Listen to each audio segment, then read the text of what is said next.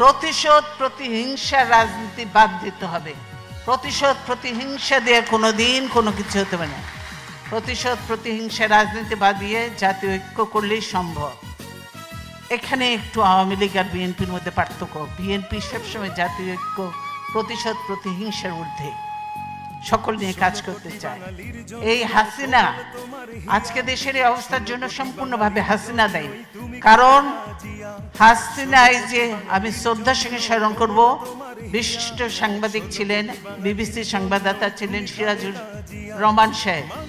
রহমান সাহেব, তাকে আমি শ্রদ্ধার সঙ্গে স্মরণ করছি। আমি খুব ভালো মানুষ ছিলেন, মুক্তিযোদ্ধা ছিলেন সিরাজুর রহমান সাহেব। তিনি তার ইন্টারভিউ নিচ্ছিলেন এবং বলেছিলেন, আমি বাংলাদেশে যাব রাজনীতি করার জন্য নয়, প্রতিশোধ নেওয়ার জন্য। হাসিনা এই কথাটা বলেছে, উনি বলে এটা ঠিক হচ্ছে না, কিন্তু হাসিনা বলেছে আমি প্রতিশোধ নেওয়ার জন্য। তাই আজকে প্রতিশোধ নিয়ে বাংলাদেশকে একদম খোকলা বানিয়ে দিয়ে, বাংলাদেশকে একদম ধ্বংস করে দিয়ে, সমস্ত প্রতিষ্ঠান ধ্বংস করে দিয়ে বাংলাদেশকে তলাবিহীন ঝুড়ি বানিয়েছিল।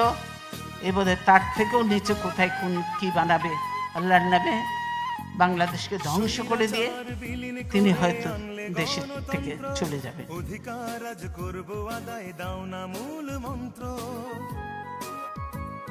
স্বৈরাচার বিলীন করে আনলে গণতন্ত্র। অধিকার আজ করব আদায়, দাও